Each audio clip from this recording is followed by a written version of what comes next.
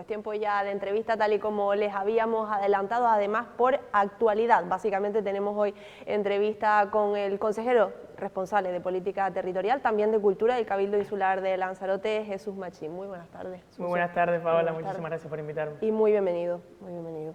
Bueno, decía por actualidad, porque ayer por la tarde veíamos ese acto de presentación, de aprobación inicial de ese plan especial del paisaje protegido de la Jeria. Suso, lo primero, un acto yo creo que especial y diferente, algo a lo que no estamos muy acostumbrados porque participaron realmente los protagonistas de ese plan, ¿no? Sí, lo quisimos hacer así, abierto a la ciudadanía, a los que interactúan dentro del espacio protegido de la Jeria. Habían viticultores, bodegueros, personas que viven y conviven dentro de la Jeria, personas que trabajan también en el espacio natural protegido, y muy contento, sorprendido por la convocatoria porque había muchísimas personas, abrumado por la respuesta.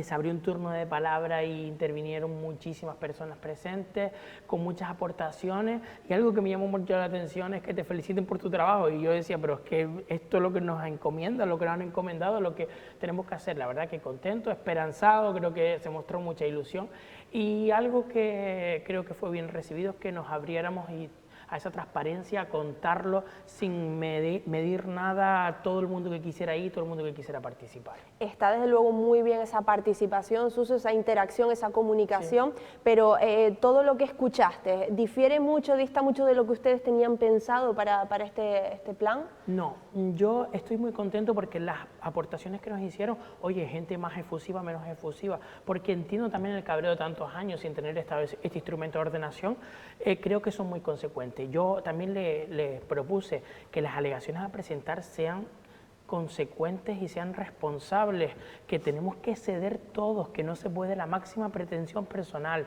sino que si queremos cuidar, proteger y conservar, tenemos que todos tirar un poco nuestras pretensiones a un lado y hacerlo por el bien común. Lo que yo les presentaba nada más, creo que todos estaban de acuerdo, ¿no?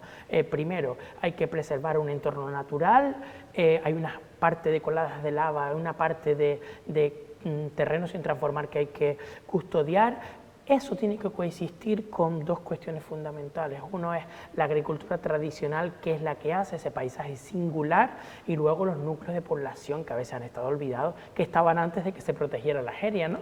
La Jeria engloba muchos núcleos poblacionales y también hay que darle los servicios generales por lo menos para que tengan unas condiciones dignas de habitabilidad. Habían vecinos que me decían que para ir al baño tienen que salir de su propia casa porque no se les ha podido las condiciones de habitabilidad. Entonces es complicado, pero tenemos que coexistir y dentro de una proporcionalidad entre todas las cosas. Nuestro primer ámbito, como digo, es conservar, proteger el ámbito. ¿Por qué? Porque es lo que nos diferencia y lo que nos hace distintos.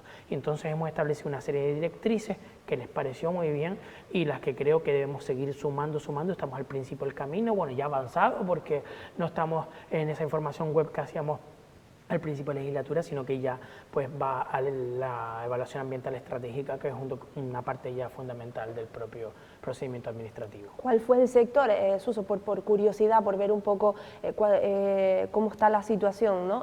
¿Cuál fue el sector, digamos, que habló más, que quiso defender más sus intereses, en fin, bueno, yo creo que todos, ¿no? Pero quizás los que estuviesen menos conformes, a lo mejor, con algo que viesen en ese plan? Me sorprendió mucho cómo interactuaban los viticultores, ¿no?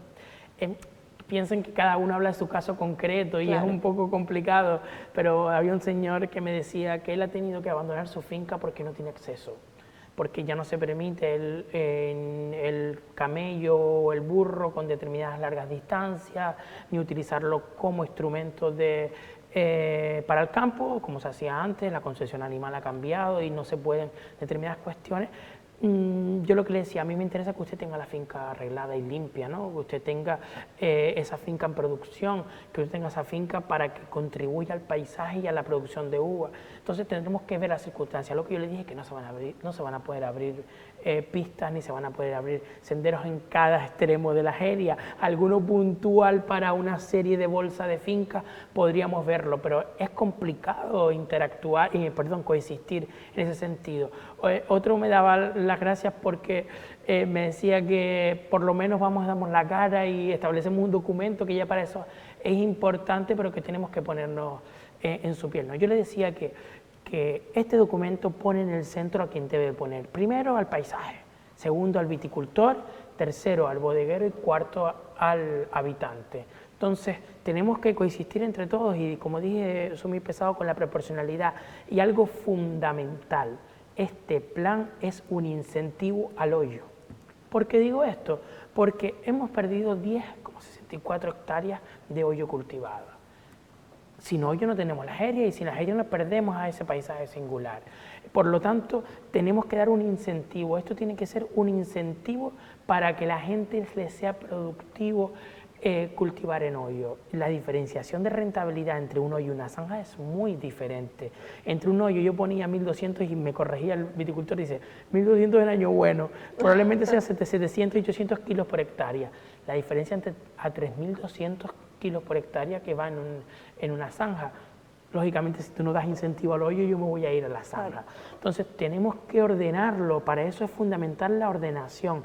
Y la salvaguarda principal de la heria es que haya una ordenación pormenorizada que establezca qué zonas, qué no zonas, qué usos y qué no usos.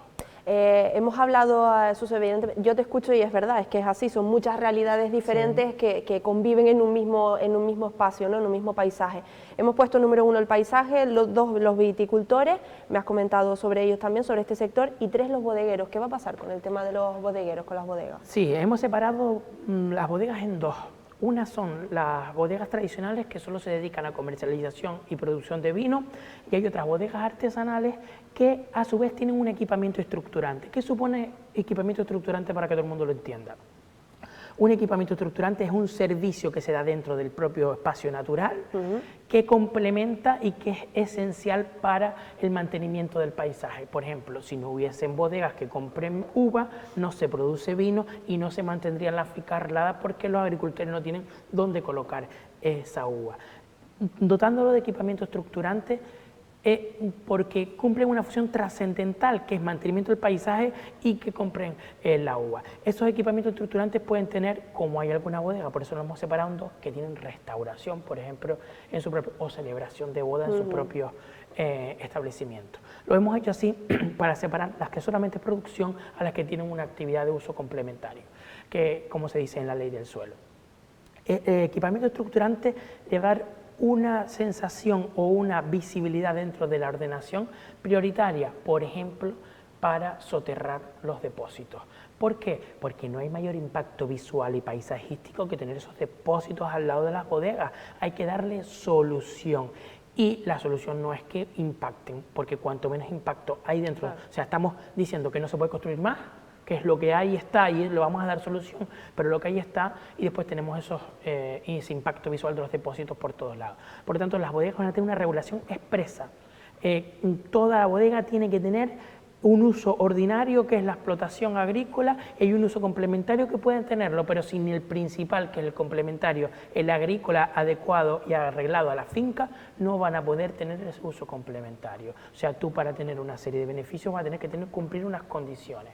Y como les digo, se va a tratar de encajar, pero hay cosas que no vamos a poder llegar a todos.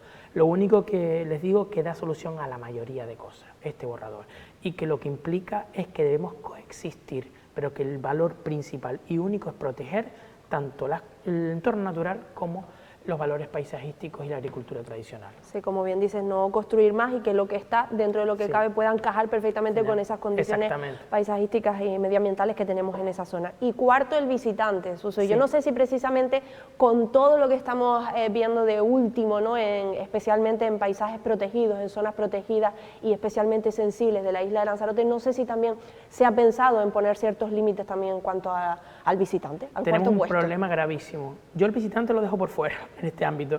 Yo quiero, por ejemplo, al que vive allí, que son muchos núcleos poblacionales que no tienen los servicios mínimos, pero el visitante lo deja por fuera. ¿Por qué?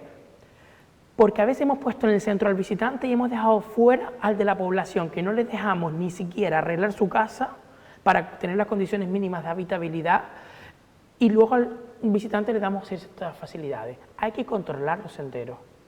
Bueno, me decían muchos viticultores que los turistas van con los coches por las fincas sin respetar absolutamente nada, sin tener cuidado con la sensibilidad del territorio y que pasan por todos los senderos, por todas las pistas sin ningún tipo de problema. Eso hay que cercarlo y hay que arreglarlo. No se tiene que ordenar, porque no puede haber todo el rato muchas personas. La capacidad de carga tenemos que establecerla por los senderos y debe de haber un límite, porque sin límite no vamos a poder conservar. Y lo que está pasando es que sin ordenación casi tienen más derecho el turista que el propio persona que vive en la Jeria. O sea, lo que hace el entorno natural, por ejemplo, en el pueblo de Islote es horrible, porque hace unos zigzags con su ordenación que deja por fuera muchas circunstancias. A eso le estamos dando solución con este borrador. Y es de las cosas más bonitas que se me han presentado, porque la mayoría de personas que reciben el Cabildo son de personas del Islote, porque tienen unos problemas urbanísticos horribles, porque no te lo ordena ni el propio plan general porque es un espacio protegido, pero sin un espacio protegido regulado no pueden hacer nada, entonces es complicado. Yo también quiero poner en el centro esta vez a las poblaciones que estaban antes de declarar eso de entorno natural. Hemos separado la Jeria en 3 ámbitos, que esto creo que es muy beneficioso. Ámbito 1, que concierne a la parte menos antropizada, me refiero a antropizado, a la transformada por la acción humana. Esta la hemos puesto en el ámbito 1, que es todo aquello que no está transformado, que hay mucha parte que no está transformada dentro, sobre todo la parte de Tinajo. Hay mucha parte que no está transformada. El ámbito 2, que conlleva a la agricultura mixta, la zanja, el hoyo y demás consideraciones, y los núcleos poblacionales tradicionales que estaban introducidos antes de la llegada del Parque Natural. Y hay un ámbito 3 que hemos introducido a lo que es la Jeria profunda, las bodegas y los hoyos, toda esa parte central, unida a las 2 poblaciones de La Somada y Uga. ¿Por qué? Hemos separado en 3 ámbitos porque no todo el espacio protegido tiene las mismas circunstancias, claro. Y hay usos que se pueden permitir en un lado que usos que no. Hay una zona restringida que es el ámbito 1, que no se puede hacer nada porque es el entorno natural y hay que preservarlo en sus mismas circunstancias. Hay unos usos moderados para el ámbito 2 porque son las zonas poblacionales que hay que tener un poquito más de discrecionalidad, y hay un uso en el 3 en el que no se puede hacer zanja en la vida y que se debe permitir el hoyo siempre y hay que incentivar el hoyo. Yo creo que estableciendo los usos en esos distintos ámbitos podemos arreglar el problema del excesivo núcleo de protección. ¿Por qué? Porque no tiene la misma protección, por ejemplo, Mazdache, que tiene la Jeria. Es completamente distinto. Entonces, a través de separarnos el ámbito y en dar usos distintos, podemos arreglar muchas consideraciones. Lo que has comentado del tema de poner límites y todo esto, ahora lo vamos a extrapolar también a otros asuntos y a otros espacios de la isla Suso, pero antes, ¿cuál es el siguiente paso de este paisaje protegido de la Jeria? Sí, el paso siguiente es al pleno del 2 de abril, irán los miembros del órgano ambiental, que ya tenemos el reglamento aprobado, y se le encargará a ese órgano que evalúe el documento ambiental estratégico, que haga el documento ambiental estratégico en relación a ese borrador, ¿no? Ellos harán una evaluación ambiental y esa evaluación ambiental se constituye en un documento de alcance. Ese documento de alcance sale de la exposición pública. Una vez que termine la exposición pública habrá unas alegaciones que habrá que contestar y ya se encarga, ya se pone a redactar, aunque no vamos a perder tiempo, lo vamos a hacer sobre la marcha, el avance. Con el avance ya estaremos en las puertas de la aprobación inicial, que me da hasta vértigo decirla, pero bueno, que estamos en consideraciones, tenemos todo este año para hacer todo ese ámbito y creo que vamos en tiempo, en forma, rápido y con mucha agilidad, y el órgano ambiental nos va a dar mucho dinamismo. ¿Y cómo han conseguido precisamente eso? Porque cuando hablamos de todo este tipo de cosas y especialmente de paisajes protegidos de la isla, siempre se habla precisamente de la lentitud, de lo costoso que son todos estos procesos. ¿Cómo han conseguido precisamente ponerse al día con todo esto y además tenerlo perfectamente claro? Porque veo que nos lo cuentas con detalle todo, ¿no? Sí, a ver, hay que estudiar mucho. Es una consejería muy técnica. Yo, gracias también a la formación que traigo, pues me es fácil entenderlo, claro. Me facilita mucho las circunstancias. Ayer yo tenía más fácil que lo presentara un técnico, pero creo que la responsabilidad es mía, claro. Y hay que poner nosotros en el frente y a dar la cara y contarlo nosotros y establecerlo nosotros. ¿Qué pasa, Paola? Después de todo el tiempo, uno le frustra, pero también le da una oportunidad, y es que también se ha hablado mucho del asunto. Entonces hay mucha documentación y hay mucho trabajo de campo hecho, de cuestiones que se han empezado que nunca se ha llevado a buen puerto. Creo que es la primera vez, excepto después de haberse tumbado, que llegamos a un borrador. Ya es una circunstancia excepcional, pero sí es verdad que yo vea a la gente más concienciada que nunca en que hay que hacerlo, ¿no? Y en que hay que tenerlo. Y que al final la ordenación no puede contentar a todo el mundo, pero es un instrumento para salvaguardar lo que queremos. Y que nos guste más o nos guste menos, por eso digo que todos vamos a tener que ceder, es la herramienta para controlar, para preservar, para conservar y sobre todo para ordenar. Y que eso es fundamental. Y estamos yendo tan rápido porque hay muchos estudios detrás hechos y mucho trabajo de campo, que hay que adaptar a las nuevas leyes, que hay que adaptar a las nuevas circunstancias, pero también tenemos muy claro lo que sabemos, que es que hay que dar seguridad jurídica a lo que hay dentro, pero siempre con las premisas de conservación de tanto la parte del entorno natural como de la agricultura tradicional. Pues seguiremos al tanto de la evolución, como bien dices, de este documento inicial, de este plan especial de este paisaje protegido de la Jeria. Como decía, vamos a extrapolar un poco esto que hemos mencionado a lo largo de la entrevista, controlar, preservar, poner límites, todo este tipo de cosas, pero a otras zonas de Lanzarote, porque también lo hemos visto y está ocurriendo, Suso, y ya lo hablábamos en la última entrevista. Recientemente lo hemos visto con el volcán del Cuervo, lo comentábamos ayer mismo, lo que está ocurriendo también con esas visitas, con ese descontrol, también lo vimos en la zona de las grietas y sigue ocurriendo, en fin, en muchísimos lugares y zonas de la isla. ¿Tiene el foco puesto el Cabildo sobre este asunto y en cualquier caso se van a tomar medidas al respecto? Tenemos tanto el foco que estamos todo el día hablando de estas cuestiones. Yo no voy a contar mucha pormenorización de lo que estamos haciendo porque es un área de mi compañero Samuel Martín, que está afrontándolo de forma muy eficiente, tiene unos planes brutales para estas cosas, en pocos días ya empezará a contarlo, pero sé que se va a intervenir en el volcán del Cuervo, es incontrolable, incluso me hablaba mi compañero que ya tiene la capacidad de carga que se puede asumir y que va a haber un control exhaustivo. Incluso está expedido por el ayuntamiento que haya control ya, que es insostenible. El volcán del Cuervo pertenece a Tinajo y Tinajo ya sabe, incluso ha pedido que se controle porque ellos no tienen herramientas para hacerlo. Lo mismo con Caldera Blanca, tienen un proyecto que contará brutal para sacar todos los coches y que no haya capacidad de carga en el propio aparcamiento porque ya no se está respetando ni la forma de aparcar. Lo mismo con las grietas. Tiene incluso muchos proyectos de control de senderos que son fundamentales, reunificación, de recuperación de paisajes, han recuperado todo lo que es la caldera de Guiwan, sé que se ha hecho bastante por la Jeria y creo que tiene Samuel por delante unos meses muy bonitos porque ha trabajado mucho en la planificación y pronto lo dirá, pero control debe ser exhaustivo, no podemos dejar de la mano de Dios esto porque no se controla, o sea, creo que incluso había unas autorizaciones con unos determinados personas para poder visitar y se triplicaban las empresas turísticas en este sentido. Entonces entiendo que debe haber un control y que dentro de poco, en estas semanas creo, ya sacará esos planes que tiene en mente para poder controlar la asiduidad y, por ejemplo, un entorno tan frágil como el volcán del Cuervo. Te pregunto, Suso, por un poco la gestión política en cuanto a todo este asunto, porque el viernes teníamos entrevista con el presidente del Cabildo, le preguntábamos por todo este asunto, unido un poco a esto de la saturación turística o masificación turística y demás, o digamos, vamos a ligarlo a la frase que él dice, que es ni un turista más ni un turista menos. Él nos decía que no podemos poner el foco sobre el turista y que no podemos echar la culpa al turista sobre algo, digamos que la culpa, según ha apuntado el presidente, es de quienes no han sabido gestionar, en este caso la isla de Lanzarote y todos estos asuntos. ¿Compartes esa afirmación? Yo comparto porque el turista no tiene la culpa de venir, será nosotros que les dejamos venir. Y la herramienta para controlar el crecimiento es la planificación. Y en esta isla no había nada de planificación. O sea, no existía ningún documento cuando yo llegué a la consejería en redacción. Hoy en día tenemos casi todo ya en redacción. El instrumento para controlar el crecimiento, las camas turísticas y la afluencia turística es el plan insular. El gobierno anterior decidió tumbarlo, no convalidar ningún acto y tener que empezar desde el principio. Eso es lo que estamos haciendo. Nos concierne el plan del 91 que hay unos derechos adquiridos.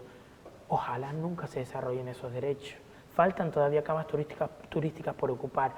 En mi prioridad está negociar para que no se hagan, pero ellos tienen unos derechos adquiridos porque no existe otro planeamiento distinto al del 91 que es el que nos vincula.